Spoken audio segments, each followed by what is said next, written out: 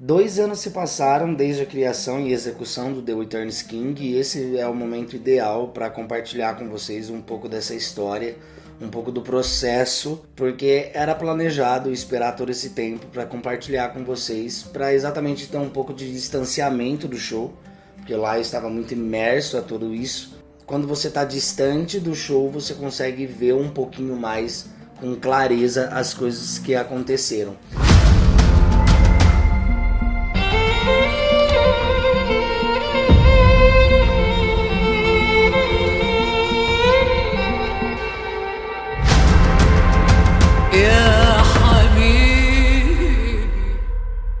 Eles anunciavam como The Land of the Kings ou The Land of the Queen.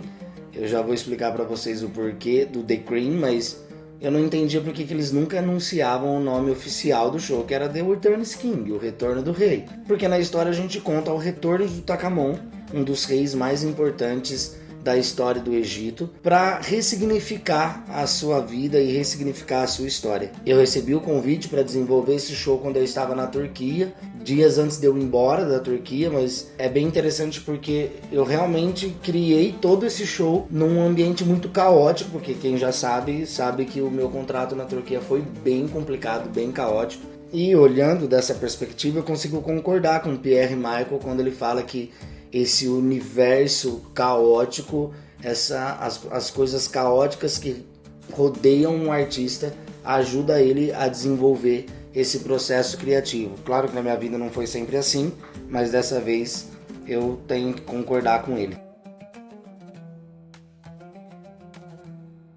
Então, da onde que surgiu essa necessidade da empresa pelo show? O nosso chefe, ele tinha um desejo de montar um show faraônico, não simplesmente por montar um show faraônico.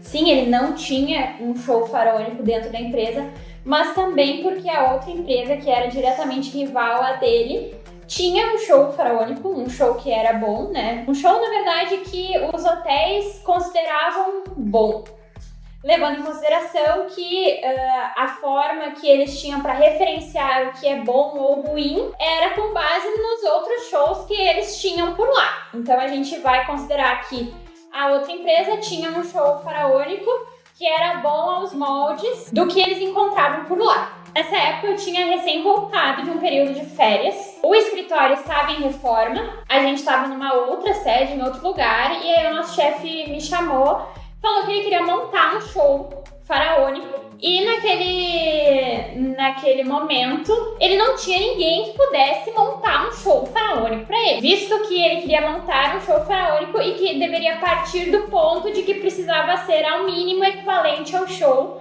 que a outra empresa tinha, que também era faraônico. Resultado, sobrou para mim montar esse show.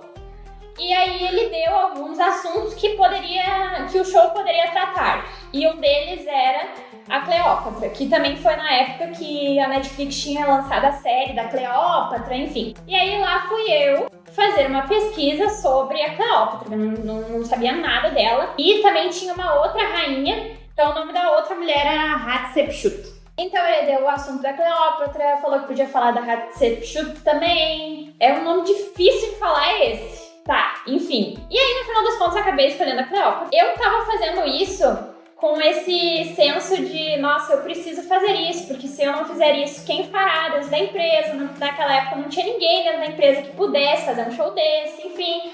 Ele queria utilizar tecnologias diferentes, porque na época ele tinha comprado um aparelho que fazia holograma, então ele queria que a Cleópatra fosse um holograma no palco.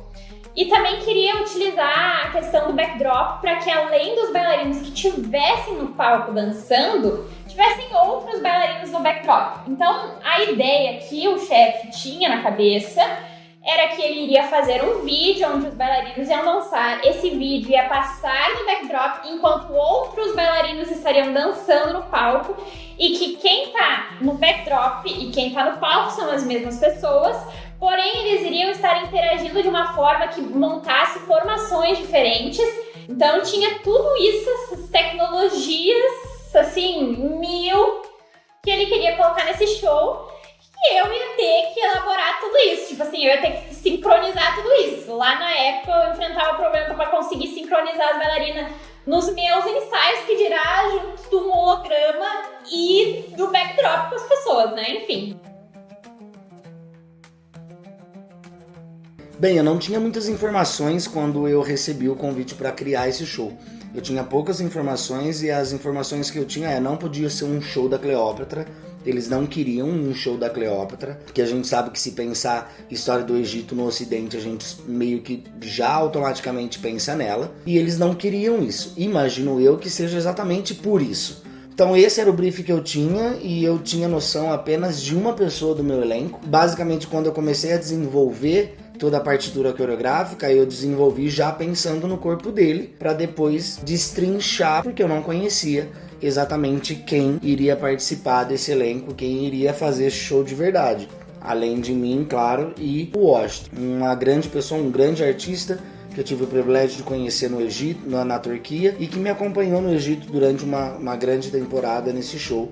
Eu sabia já que tinha alguns shows, se eu não me engano, 1 ou 2 shows egípcios faraônicos que estavam rodando, principalmente na região onde eu iria. Eu não queria ter uma certa influência sobre o que estava acontecendo de um show já existente. Eu quis criar realmente o que os americanos falam de out of the blue. Eu queria criar algo realmente do nada. Mas claro que não foi o caso, porque tudo foi construído a partir de muito estudo. Ah, mas você tinha pouco tempo, exatamente, essa foi a questão. Naquele meio caótico que eu estava, quando eu chegava dos shows, que eu chegava no meu alojamento, eu me afundava em estudar, exatamente porque eu queria uma coisa concreta. Eu não queria uma coisa mágica, um conto de fada, eu não queria um conto, eu queria uma coisa literal, eu queria uma coisa real, exatamente para cativar principalmente os egípcios. E aí começou o meu processo. Quando eu recebi esse briefing, eu comecei a estudar incansavelmente aquilo que eu chamo de imersão, e aí eu comecei a estudar muito sobre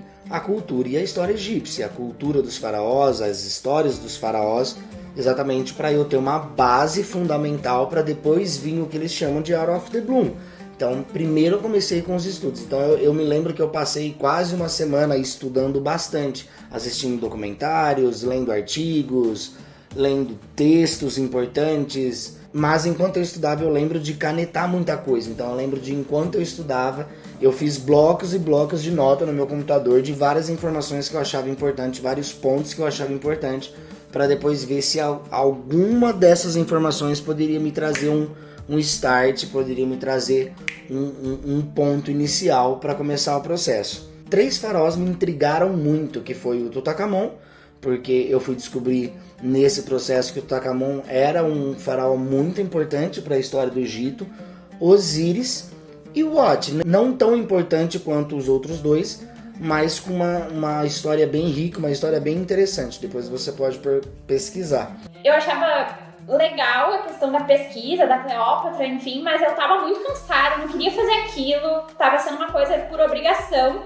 Tive muita dificuldade para encontrar trilha sonora, eu tinha clareza da primeira música e o restante, assim, tive muita dificuldade de encontrar músicas.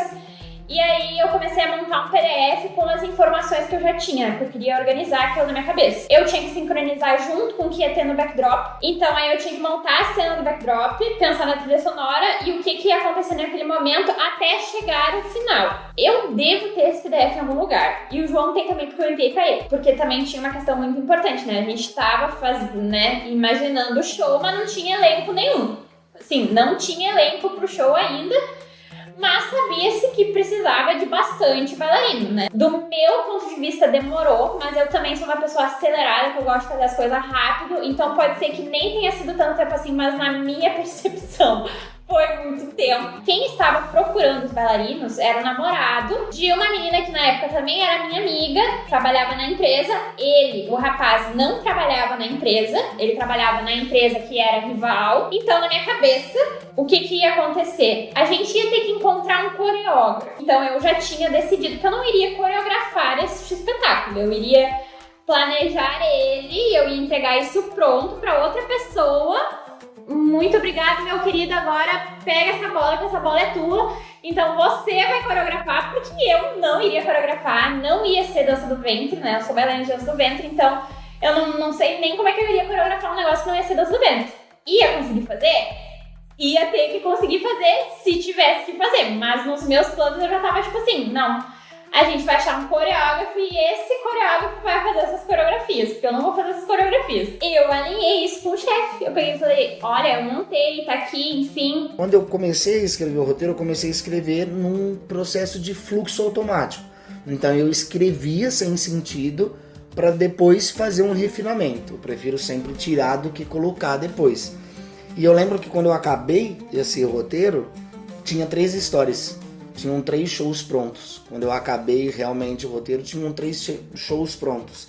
E aí eu tive um embate de escolher realmente qual dos faraós, qual dos reis eu iria focar para fazer esse show. Se era o Tutankhamon, se era o Osíris ou se era o Ot. E aí fiz um pouco mais de pesquisa e acabei decidindo contar a história do Tutankhamon, exatamente por ele ser um rei muito importante para a história do Egito. Bem famoso, inclusive, dentro dessa cultura. Só que eu não queria descartar o show que eu também já tinha escrito sem querendo, sobre Osíris e um sobre o Ot. Quando eu vi todo o roteiro, eu falei, cara, tem 3 shows aqui, eu só preciso pegar um e fazer com que esse seja o oficial. E aí foi onde eu peguei e reescrevi todo um roteiro, que foi onde nasceu, então, The Witern's King. The Witern's King conta a história de Tutankhamon pela narrativa de Osíris, que tem partes dramatúrgicas do Wat. Então, para eu não perder alguns elementos que eu tinha achado muito interessante na época sobre o Wat, inclusive Osíris, eu falei, tá, então eu vou unir isso numa obra e contar a partir da história de Tutankhamon, eu vou conseguir trazer referências tanto de Osíris e tanto do Wat. Osíris, é claro, porque ele é o narrador, ele é o que narra toda a história desde o começo, mas o Wat realmente só quem conhece essas histórias dos faraós vai pegar a referência, principalmente por o irmão dele ter matado ele, que na história original do Tutankhamon não é assim. Quando eu terminei de escrever o roteiro oficial, eu já tinha todo um mapeamento na minha cabeça de como as coisas aconteceriam. E por um diálogo curto, foi passado para mim que na época seria feito para grandes hotéis, grandes palcos e tendo um grande elenco. E foi onde eu construí todo esse universo, todo esse show baseado realmente nessas ideias, que iriam ter grandes elementos cênicos, grandes objetos cênicos, um grande elenco, né, 15 pessoas. Tenho quase certeza que era de 15 a 20 pessoas e que eu conseguiria contar essa história com clareza. A única coisa que, num ponto muito importante que eu fui descobrir depois, era que o show tinha que ter uma duração de 30 minutos. E ele foi construído com uma duração de 1h30. Mas até aí tudo bem, porque eu sempre fiz esse processo de faça mais, para depois, se preciso, retire, do que faça menos e depois é preciso adicionar. Eu sempre tive essa filosofia que é mais fácil tirar do que colocar. Até aí tudo bem, então eu construí toda a história, eu construí toda a trilha sonora baseado numa 1h30 de show. Depois eu reduzi para 30 minutos, exatamente para ter um pocket de um show oficial que futuramente poderia acontecer. Eu comecei a ouvir que tinham encontrado bailarinos. E aí eu já, prevendo o problema futuro, já pensei, bom, então eu tenho que falar que isso já está pronto. E essa pessoa que está chegando tem que saber que já está pronto. Que aí ele pega e começa a trabalhar em cima disso. E eu fui e falei com o chefe, falei assim, olha só, já está pronto, então a pessoa que chega, ela pega daqui e ela vai adiante, né, porque eu não sabia quem que estava chegando, podia chegar uma pessoa completamente sem noção, né, eu não sabia quem era. Por outro lado, esse rapaz que encontrou o pessoal que estava chegando, não, eles são bailarinos muito bons, porque ele é muito bom, que não sei o que, porque eu conheço ele, e eu já pensando assim, tá, ele é muito bom, você conhece ele, ok, mas assim, já tá pronto, tá? Vai jogar esse negócio que eu fiz com muito suor, que eu não queria fazer, vai jogar no lixo, então assim, ó, já tá pronto, daqui pra diante. Eu já tava mentalizando que eu ia ficar estressada, porque eu sou dessa. O que aconteceu? Estava eu um dia num show lá em outra cidade, Marfa Alan, quando alguém me fala, não lembro se foi por mensagem de WhatsApp, áudio, sei lá o quê. Ai, fulano, já tem o show todo pronto. E eu assim, por quê?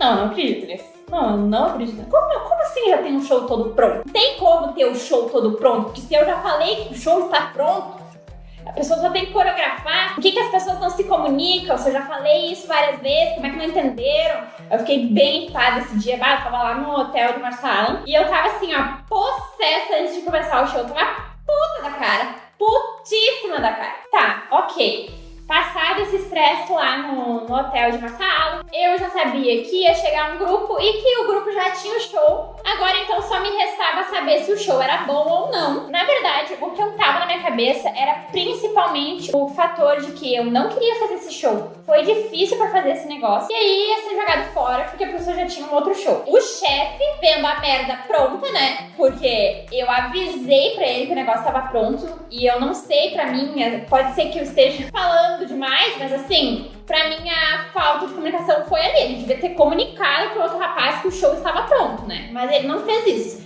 Daí ele tava falando, não, mas fique tranquila, porque a gente pode misturar os dois shows, porque não sei o que, não sei o que, e eu na minha cabeça, mas como é que vai misturar os dois shows? Não tem como misturar dois shows. Aí quando eu acabei toda essa parte de roteiro, toda essa parte de construção das ideias e transições, toda a partitura coreográfica não estava ainda na coreografia.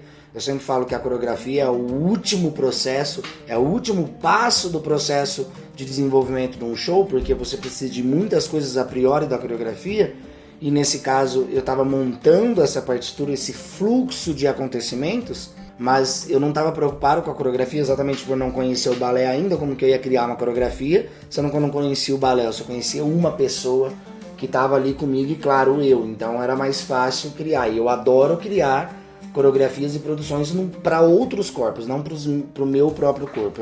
Eu tenho um tesão enorme de criar coreografias e criar produções para outras pessoas e não para mim. Mas aí, quando acabou esse processo de escrita, quando acabou esse processo de roteirização, eu parti para as músicas. E aí eu entrei num debate porque foi muito complicado. Eu estava na Turquia, então as músicas são muito parecidas. Hoje eu consigo diferenciar uma música turca de uma música egípcia, mas na época eu não consegui.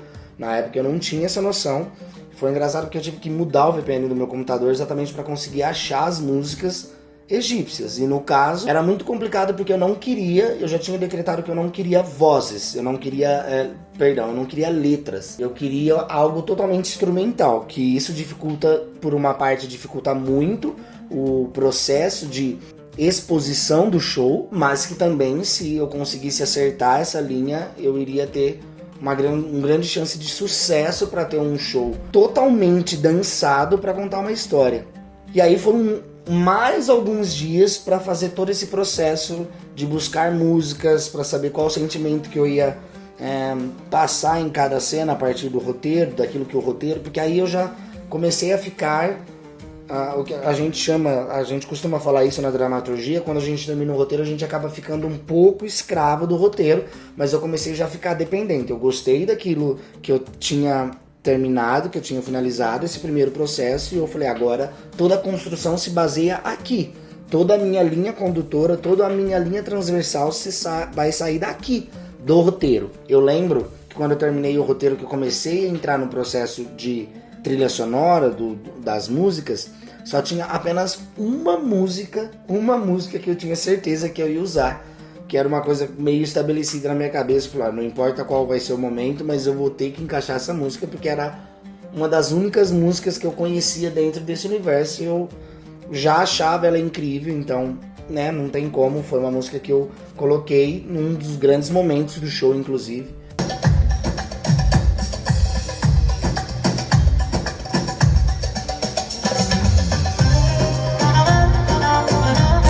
Mas sim, foi a junção de quase 60 trilhas, quase 60 músicas que não tinham vocal.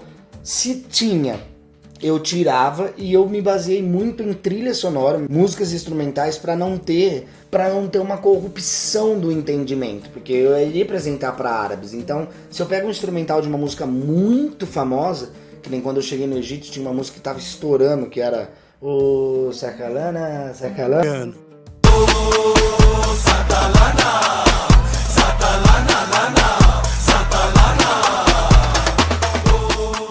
Eu não queria trazer essa referência da modernidade para a história. Em nenhum momento eu queria trazer essa questão da modernidade, essa questão de músicas atuais. Então eu precisava focar em trilhas que, por mais que fossem famosas ou por algum filme ou por alguma novela, porque eu não tinha essa noção, não estava imerso dentro desse universo, seriam músicas que não teriam a priori memórias emotivas sobre ela.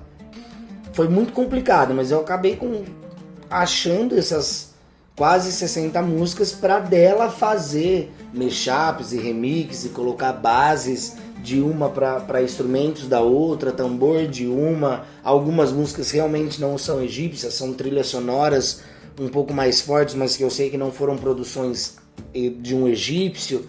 Então foi essa construção, foi uma longa construção da trilha sonora, porque era uma coisa que precisava. Então eu ficava com o roteiro ali na minha mão, lendo, ouvindo, olhando a partitura coreográfica para conseguir fazer com que tudo se casasse, tudo se encaixasse. Falaram que o pessoal tinha chego. Quando o pessoal chegou pro show, o escritório já estava reformado. No primeiro andar estava vazio. No segundo andar tinha a sala do chefe com banheiro.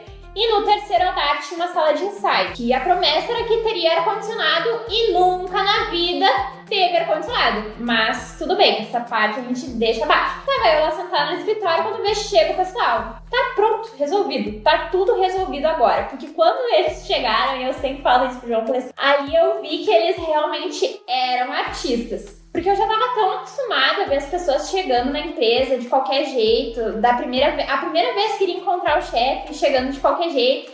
Mas eles foram completamente o contrário disso. E a gente sentou lá no sofazinho e começou a conversar. Eu, muito observadora, tava observando exatamente todo mundo, né? Quando o João começou a falar, gente...